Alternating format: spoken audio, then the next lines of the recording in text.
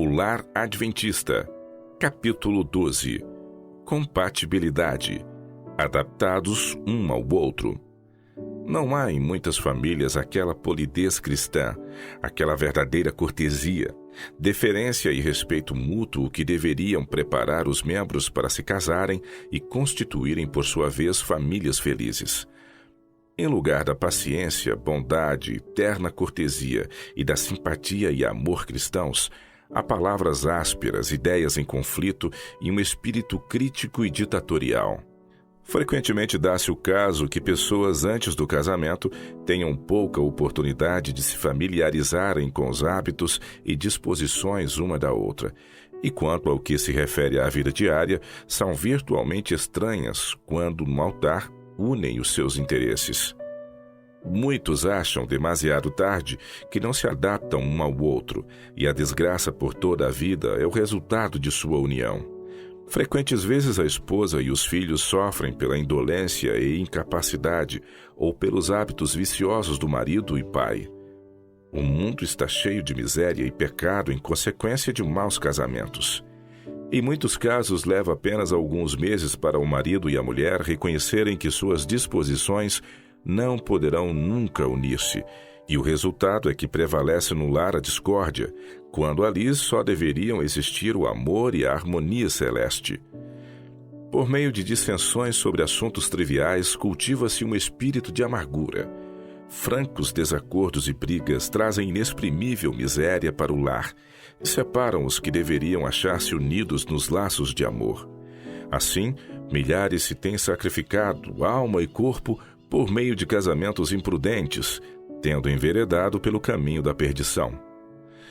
Contínua divergência num lar dividido. A felicidade e a prosperidade da vida de casados dependem da união dos cônjuges.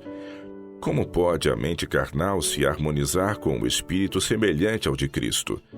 Um semeia na carne, pensando e agindo em harmonia com os impulsos do próprio coração. O outro semeia no espírito, busca reprimir o egoísmo, vencer as inclinações e viver em obediência ao Mestre, a quem professa servir. Existe, portanto, eterna diferença de gostos, inclinações e desígnios.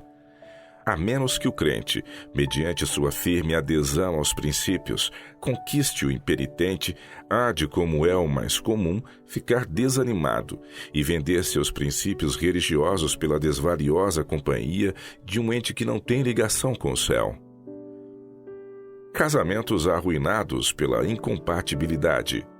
Muitos casamentos só podem produzir misérias, e, no entanto, o espírito dos jovens corre por esse trilho, porque Satanás os leva ali fazendo-os crer que precisam casar para serem felizes, quando é certo que não possuem a habilidade para controlar-se ou sustentar a família. Os que não estão dispostos a adaptar-se ao temperamento um do outro, bem como a abandonar desagradáveis divergências e controvérsias, não devem dar o passo. Mas este é um dos tentadores enganos dos últimos dias, e por ele milhares são arruinados para esta vida e a futura. Frutos do amor cego. Cada faculdade dos que ficam afetados por esta contagiosa enfermidade, o amor cego, é posta em sujeição a ele. Eles parecem ser desprovidos de bom senso, e sua conduta é desagradável a todos que a contemplam. No caso de muitos, o clímax da enfermidade é alcançado num casamento imaturo, e quando termina a lua de mel e o enfeitiçante poder do primeiro amor passa, um ou ambos os parceiros despertam para sua verdadeira situação. Compreendem então que estão mal ajustados, mas unidos por toda a vida. Ligados um ao outro pelos mais solenes votos, olham com o coração desalentado para a miserável vida que têm de levar. Toca-lhes então fazer o melhor de sua situação, mas muitos não fazem. Provam-se falsos aos seus votos matrimoniais, ou tornam tão pesado o jugo que persistiram em pôr sobre o próprio pescoço, que muitos põem covardemente um fim à existência. Deve daí por diante ser o estudo vitalício de ambos, marido e mulher, como evitar tudo que produza desavença para conservar intactos os votos do casamento. Uma advertência. O Senhor A tem uma natureza tal que Satanás maneja com maravilhoso sucesso. Este caso é um dos que deviam ensinar ao jovem uma lição com respeito ao casamento. Sua esposa seguiu os sentimentos e os impulsos, e não a razão e juízo na escolha do companheiro. Foi o seu casamento o resultado de verdadeiro amor? Não, não foi. Foi o resultado do impulso, paixão cega e não santificada. Nenhum dos dois estava, afinal, preparado para as responsabilidades da vida de casados. Quando o enlevo da nova ordem de coisas passou e um tomou maior conhecimento do outro, tornou-se mais forte o seu amor, mais profunda sua afeição e sua vida mais unida em beleza e harmonia? Exatamente o oposto.